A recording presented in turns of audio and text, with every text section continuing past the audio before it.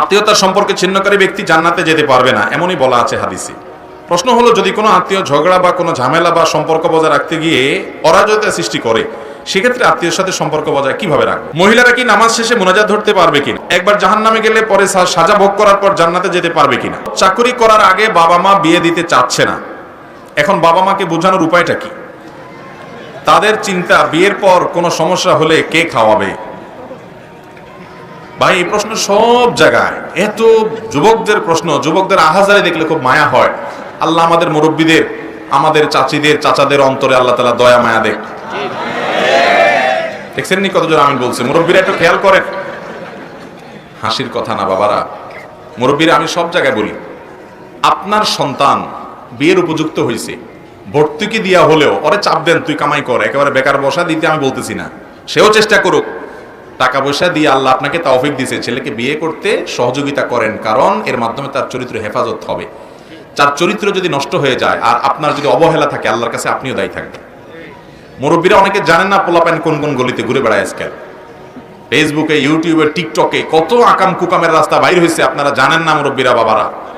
আপনারা আপনাদের আমলের মতো মনে করেন সব বোধহয় ফেরেশতা। এগুলো কোথায় কোথায় ঘুরে, এগুলাকে রক্ষা করার জন্য বিয়ের কোনো বিকল্প হতে পারে না।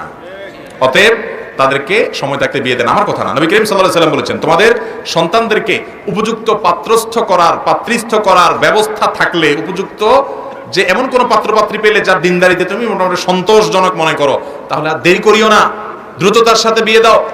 কারণ সেটা না করলে দুনিয়াতে ফাসাদ তৈরি হবে, জেনা ব্যভিচার ঘরে ঘরে বাড়বে।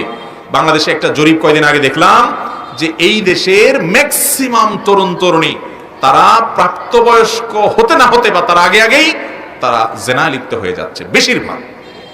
অর্থাৎ একজন যুবক, একজন যুবতী, তার চরিত্রে কোনো কালিমা লাগে নাই, কোনো জেনা সে করে নেই, এরকম একজন যুবক যুবতী পাওয়া এখন বড় কঠিন হয়ে গেছে। সংখ্যায় তারা অনেক নগণ্য হয়ে যাচ্ছে। এরকম জটিল পরিস্থিতিতে বাবারা, মায়েরা তাদের সন্তানদের বিয়ে দেওয়ার পরে আন্তরিক থাকতে হবে। পয়সা এবং পায়ের উপরে দাঁড়ানো বলতেছেন, আরে বাবা, আল্লাহ তাআলা কোরআনে কারিমে বলেছেন তোমরা তোমাদের অধীনস্থদেরকে বিয়ে দাও।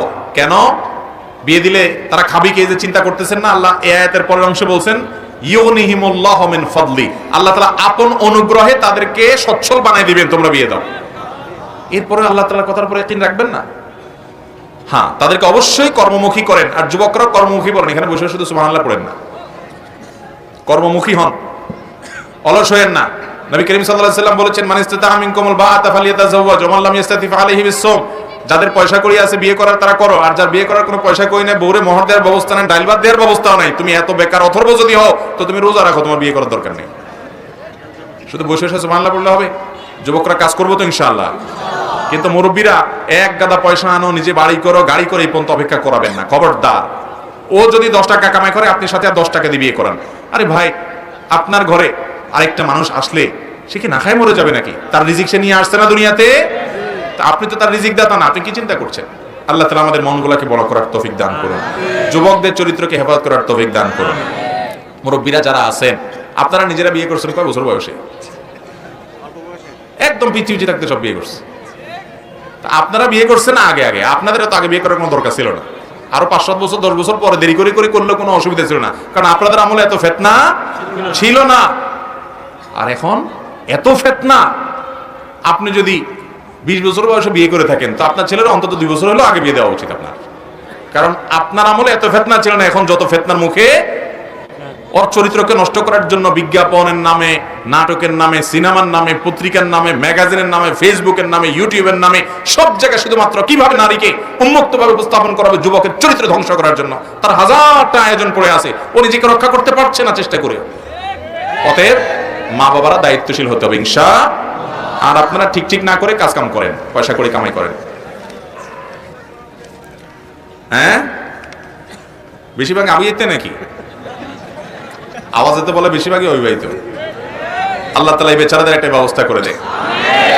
মেয়ের বাপরা যারা বিয়ে দিতে চান না, যে ছেলে সরকারি চাকরি করে না, চাকর খোঁজে, চাকর দেখে নিজের মেয়ে বিয়ে দিবে, মানে কোন একটা চাকরগিরি করে তাহলে তার কাছে মেয়ে দিবে, ব্যবসা করলে দিবে না। আছে না নাই? আহা, কপাল পড়া। মেয়ের বাপদেরকে আল্লাহ তাআলা হেদায়েত দান করুন। এক গাদা পয়সা দাবি করবেন মোহর, এছাড়া দিবেন না, তারপরে যায় নানান তালবাহানা করবেন, এগুলো উচিত না বাবারা। একজন ভালো ছেলে খোঁজ করেন, ভালো ছেলে যে মানুষ হিসাবে ভালো, সৎ, আল্লাহ ভীরু। ওর যদি পয়সা কড়াও না থাকে, বহুত পয়সাওয়ালা কোটিপতির চাইতে ওর দাম 1000 গুণ বেশি। আমরা এগুলো অনেক সময় পরে বুঝি। কত মা বাবার, কত মেয়ের বাবাদের চোখের পানি দেখছি যে পয়সাওয়ালা তথাকথিত স্টাবলিশ ছেলে ছাড়া বিয়ে দিবে না, এরপরে ফান্দে পড়িয়া কান্দিতে কান্দিতে আসে আমাদের কাছে। আল্লাহ তাআলা আমাদের সবাইকে হেদায়েত দান করুন, দিনদারিতাকে অগ্রাধিকার দিতে। আর যুবক ভাইরা কেউ বেকার থাকবো না, সবাই কাজ শুরু করবো, ঠিক আছে তো ইনশাআল্লাহ? কোনো কাজকে ছোট মনে করবেন না, কোনো কাজকে না, যেই কাজ পান সেই কাজ শুরু করে দেন। কোনো দোকানে কর্মচারীগিরি শুরু করে দেন, ছোট্ট কোনো ব্যবসা শুরু করে দেন, ছোট্ট কোনো কিছু শুরু করে দেন, কোনো কাজ ছোট না।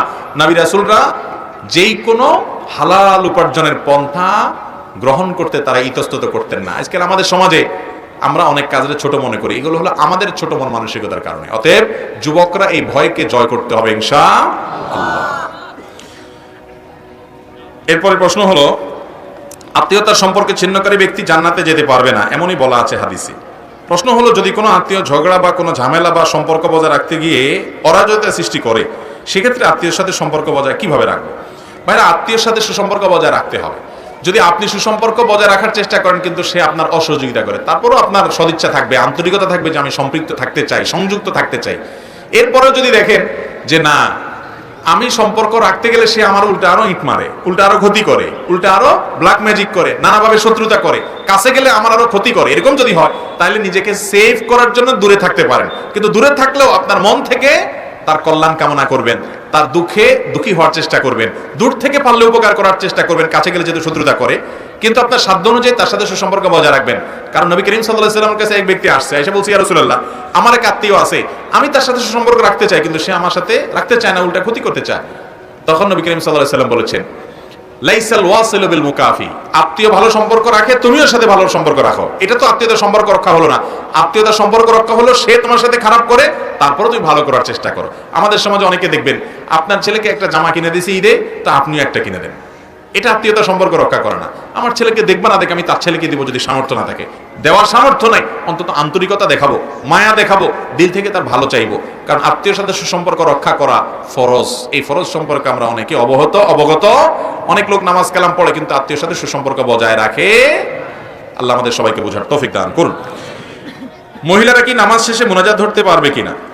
ভাইরা আমার, মহিলা পুরুষ যে কেউ নামাজের পর নবী করিম সাল্লাল্লাহু আলাইহি সাল্লামের শেখানো দোয়া, জিকির এগুলো পাঠ করবে। এর পাশাপাশি আল্লাহর কাছে বিশেষ কিছু চাওয়ার দরকার হলে অবশ্যই তিনি চাইতে পারেন, কারণ নামাজের পরে দোয়া কবুল হয়। অতএব নামাজের পর পুরুষরা যেরকম আল্লাহর কাছে চাইতে পারেন, মহিলাদেরও চাওয়ার অধিকার। কিন্তু ট্র্যাডিশনাল মুনাজাত সম্মিলিতভাবে সবার সাথে তাল মিলায় উঠাইতে হবে, তাল মিলায় নামাইতে হবে, এটা নবী করিম সাল্লাল্লাহু আলাইহি সাল্লাম থেকে প্রমাণিত নয়। এমনি আপনার কিছু চাওয়ার দরকার হচ্ছে, অবশ্যই আপনি চাইতে পারেন।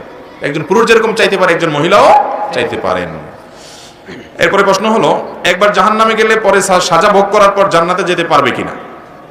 ভাই, জাহান্নামে যদি কোনো মানুষ যায়, অথচ সে মুসলমান, আল্লাহর প্রতি ঈমান আছে, কবিরা গুনাহ করেছে, কোনো পাপে লিপ্ত হয়েছে, এই জন্য সে জাহান্নামে গেছে, তো এই লোক তার সাজা ভোগ করার পর যদি ঈমান তার মধ্যে থাকে, কোনো না কোনো দিন সে জান্নাতে যাবে ইনশাআল্লাহ।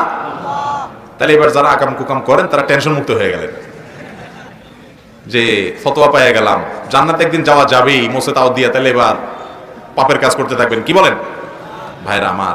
জাহান্নামটা কিন্তু আপনার মামুর বাড়ি না, যত খুশি হয়ে যাচ্ছেন, মামুর বাড়ি না। জাহান্নামের বিবরণ হাদিসের আলোকে, কোরআনের আলোকে যদি একটুও জানেন এবং তার প্রতি ঈমান আপনার থাকে, তাহলে জাহান্নামে যাওয়ার কথা তো দূরের কথা, জাহান্নামের ধারে কাছে আঁচ গায়ে লাগানোর দুঃসাহসও কোনোদিন করতে পারবেন। আল্লাহুম্মা আজিরনা মিনান নার। আল্লাহ আমাদেরকে জাহান্নামের আযাব থেকে আপনি পানাহ দান করেন। দুনিয়ার মোহ আমাদেরকে সব ভুলিয়ে রেখেছে ভাইরা, আমাদেরকে ভুলিয়ে রেখেছে। কোরআন এবং সুন্নাহ শিষ্য বিবরণগুলো আমাদের ইয়াকিন হয় না, আমাদের ঈমানের দুর্বলতার কারণে। ভাইরা আমার, সেজন্য জাহান্নামে যদি এক মুহূর্তের জন্য কেউ যায়, তার অবস্থা ভয়ঙ্কর হবে। একটা হাদিসে আসছে যে এক লোক দুনিয়াতে সারা জীবন সুখ ভোগ করছে, সারা জীবন সুখ ভোগ করছে, জীবনে কখনো দুঃখের দেখা পায় নাই বা উল্লেখযোগ্য কিছু হয় নাই, বেশিরভাগ সুখেই সে ছিল, চিরসুখী আমরা যাদেরকে বলি। এরকম কোন মানুষকে যদি জাহান্নামের চারপাশ দিয়ে, আশেপাশে দিয়ে একটা চক্কর দেওয়ানো হয়, জাহান্নামে ফেলানো হয় না, তো জাহান্নামের ভয়াবহতা অনুভব করার পর, উপলব্ধি করার পর, আঁচ করার পর সে সারা জীবন যে আল্লাহর নেয়ামতের মধ্যে ছিল সে ভুলেই যাবে, সে স্বীকারই করবে না, ভুলে যাবে সব। অতএব জাহান্নামে একবার যাওয়ার পর পুড়ে শাস্তি ভোগ করে তারপর আপনি জান্নাতে কখনো আসবেন, সেজন্য আরামসে আকাম করবেন, গুনাহ করবেন, এটা বুদ্ধিমান করতে পারে যদি জাহান্নাম সম্পর্কে ন্যূনতম ধারণা থাকে। আল্লাহ তাআলা আমাদেরকে হেফাজত থাকার তৌফিক দান করুন। যারা হাদিস অস্বীকারী একটা গ্রুপ বাইর হইছে, এরা বলে একবার জাহান্নামে গেলে সে চিরকাল জাহান্নামে থাকবে, আর কখনো আসবে না। ইমানদারের ব্যাপারে এই কথা প্রযোজ্য না, এটা ফালতু কথা। অসংখ্য বর্ণনা আছে, কোরআনের বিভিন্ন আয়াত থেকে বোঝা যায় যে এরকম মানুষ পরে জান্নাতে আসবে। হ্যাঁ, কিছু কিছু পাপের শাস্তি হিসেবে আল্লাহ চিরকাল জাহান্নামের কথা বলেছেন। এখানে উদ্দেশ্য দীর্ঘস্থায়ী হতে পারে, আবার সেটাকে হালাল মনে করে করলে তখন সে বেঈমান, সেই হিসাবে চিরকাল থাকার কথা হতে পারে।